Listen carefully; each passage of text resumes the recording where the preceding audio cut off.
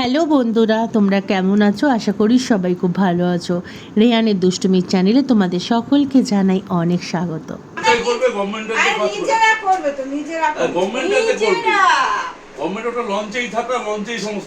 লঞ্চে থাকতে চায় না, ভয় আছে।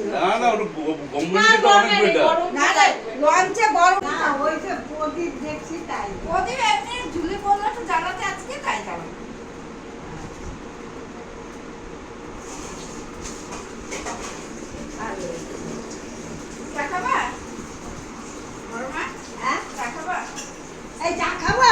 হ্যাঁ, খাবে না কেন? বসো, আমার পাশে বসো।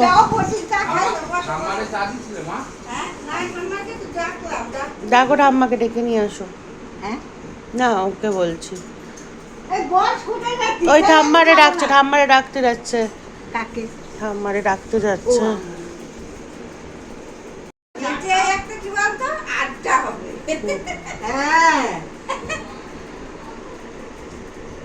সবাই মানে সে আর দুপুর বেলায় বড় মাদের ঘরে জায়গা নাই, সেই রূপের বাবা, তারপরে সেই বড় কাকু, ছোট কাকু, লালটা সব গড়াগড়ি, নিচ দিয়ে গড়াগড়ি, উপর দিয়ে গড়াগড়ি এই করবে। আমাদের পারমিতা খাটের মধ্যে বসে ছিল, সবাই তো ও বলে ছাইতো না, আমি নিচে স্টোভ ধরেছি, পরোটা করব, আর পারমিতা ধপ করে চাটুর মধ্যে পড়ে গেল, জানো?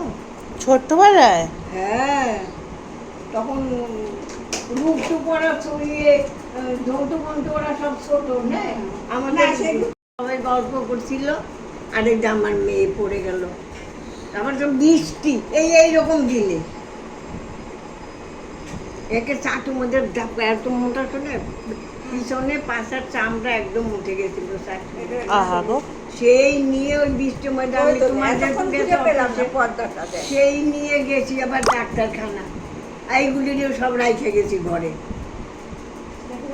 ওরা 3 ভাই, আমার 4 জন, লালটু। আজ মাম নিচে চলে গেল। মাম বলতে আমার শাশুড়ির কথা বলছি, নিশ্চয়ই তোমরা বুঝতেই পারছো।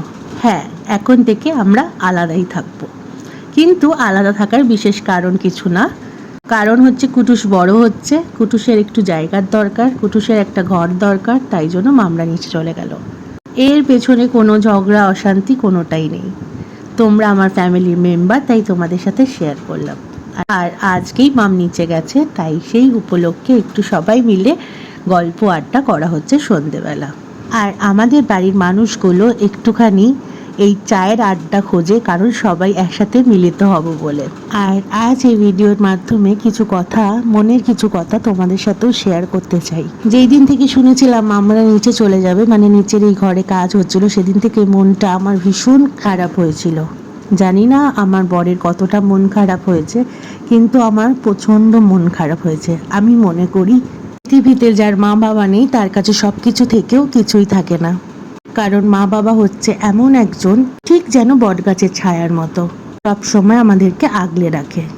আমি আমার 2 বাড়ির মা বাবাকে এতটাই ভালোবাসি আর এতটাই সম্মান করি, আমি কোনো কাজ করার আগে তাদের অনুমতি ছাড়া কখনোই এগাই না।